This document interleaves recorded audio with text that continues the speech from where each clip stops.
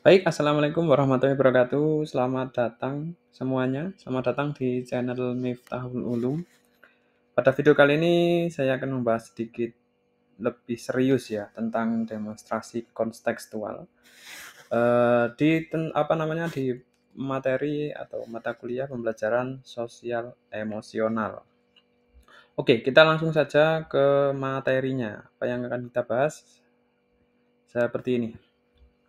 Oke, ringkasan dari video ini semuanya teman-teman jadi program atau program intervensi atau tindakan yang bisa mengubah perilaku belajar peserta didik yang bisa menjadi lebih positif dengan mempertimbangkan potensi, kemudian karakteristik mereka dan bukan hanya pada kelemahannya saja. Jadi ada positifnya dan potensi yang mereka miliki. Kemudian beberapa tahapan yang dilakukan yaitu targetnya, kemudian menentukan target, menentukan siapa yang melakukan observasi, kemudian durasi dan waktu pelaksanaan itu kapan, dan menentukan alat bantu pencatatan atau alat bantu untuk mengetahui kemajuan dari perubahan perilaku positif dari peserta didik. Oke, target yang pertama yaitu targetnya meningkatkan partisipasi siswa dalam pembelajaran. Ini secara aktif ya dengan model pembelajaran Project Based Learning. Jadi PJBL pada mata pelajaran informatika di SMA kelas 11. Jadi bagaimana siswa tersebut bisa menjadi aktif dalam pembelajaran dengan menggunakan model pembelajaran Project Based Learning.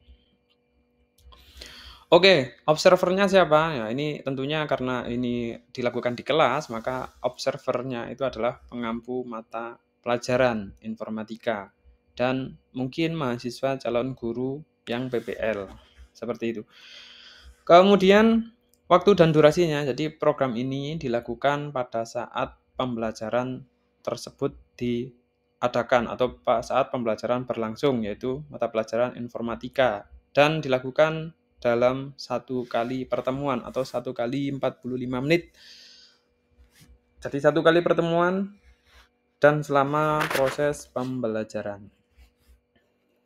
Oke, kemudian alat bantu pencatatan ini ada alat observasi yang digunakan untuk evaluasi ya atau asesmen. Nanti ada rubriknya, rubrik observasinya seperti apa itu ada.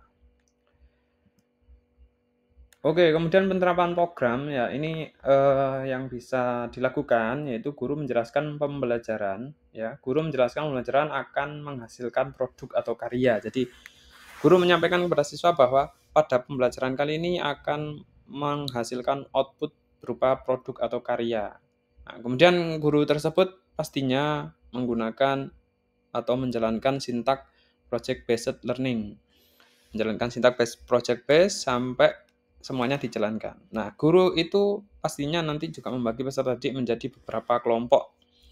Ini 3 sampai 4 orang atau maksimal juga 5 orang. Kemudian guru memberikan beberapa tema kepada peserta didik yang bisa dijadikan bahan untuk produk akhirnya.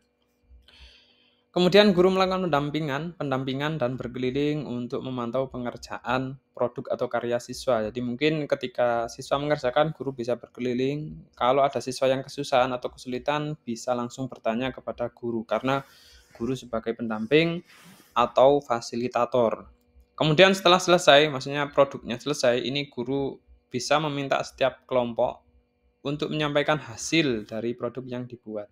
Ini siswa diminta untuk menyampaikan hasil di depan kelas. Jadi semua siswa itu bisa mengetahui hasil produk akhir dari masing-masing kelompok. Dan setiap kelompok itu bisa memberikan masukan, feedback kepada kelompok yang memberikan atau menyampaikan presentasi di depan kelas. Kemudian guru dan siswa ini bersama-sama membuat kesimpulan dari pembelajaran yang dilakukan. Jadi yang membuat kesimpulan itu bukan guru, tapi dilakukan juga dengan siswa. Jadi melibatkan siswa secara aktif dalam pembelajaran. Dengan harapan siswa tersebut tidak pasif, bisa memberikan kontribusi baik suara, baik ide, baik pertanyaan atau mungkin kritikan terhadap proses pembelajaran. Jadi pembelajarannya nanti bisa lebih hidup, bisa lebih maksimal untuk mengembangkan potensi yang dimiliki oleh siswa. Oke, kemudian Dari penerapan project based learning ini, teman-teman semuanya, eee, pastinya terdapat hambatan atau tantangan atau rintangan yang mungkin akan muncul. Nah, yang pertama tantangannya itu apa? Kurangnya motivasi belajar siswa, karena siswa tersebut itu bersifat unik dan dalam satu kelas itu, siswa beraneka ragam, berasal dari karakteristik dan latar belakang yang berbeda-beda, baik budaya, agama, suku, ras, atau mungkin, sosial ekonomi, kemudian strata sosial, itu juga mempengaruhi. Dan motivasi belajar siswa juga mungkin kurang ya, jadi kurangnya motivasi belajar siswa. Kemudian kurangnya sumber daya dan fasilitas, mungkin ketika mengerjakan project atau mungkin melaksanakan pembelajaran ada beberapa sumber daya atau fasilitas yang kurang. Itu salah satu tantangan. Kemudian, pembentukan kelompok yang efektif dan mendorong semua siswa ikut andil dalam pengerjaan produk di kelompoknya. Jadi, tantangannya ya, membuat sebuah kelompok, membagi siswa menjadi kelompok itu bagaimana bisa mereka itu aktif ya, ikut andil semua anggotanya dalam kelompok tersebut dalam mengerjakan produk atau karyanya. Jadi semua siswa terlibat dalam kelompok tersebut. Nah, itu cara yang efektif itu, merupakan salah satu tantangan dan hambatan yang harus dicarikan solusinya. Kemudian terbatasnya waktu mata pelajaran karena, dalam satu kali pertemuan itu, apa namanya, eee, waktunya terbatas begitu.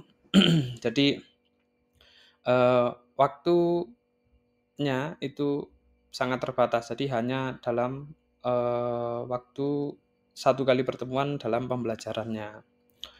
Oke, sebelumnya di depan sini tadi waktu dan durasinya itu satu kali pertemuan ya, satu kali pertemuan di sini 3 kali 45 menit ya. Ini ada salah ketik ya. Satu kali pertemuan, untuk mata pelajaran informatika itu adalah 3 kali 45 menit. Jadi ada sekitar 100 menit begitu. 90 ditambah tambah 45 berarti 135. Oke, jadi, hanya sekitar 2 jaman. Nah, itu mereka kita suruh untuk membuat sebuah produk itu mungkin bisa jadi tidak selesai ya, karena terbatasnya waktu mata pelajaran. Nah, itu tadi 4 yang bisa saya sampaikan, tantangan dan hambatan yang mungkin terjadi. Oke, kemudian ini terakhir ya, ada contoh atau mungkin program intensif yang bisa kita lakukan untuk mengubah perilaku siswa menjadi ke arah yang positif, yang awalnya tidak aktif menjadi lebih aktif, yang awalnya pendiam bisa memberikan tanggapan, bisa memberikan bantuan, kritikan atau mungkin ide ke dalam pembelajaran di dalam kelas. Oke, terima kasih, itu pembahasan pada video kali ini ya. Jadi program intensif untuk mengubah perilaku siswa ke arah yang positif.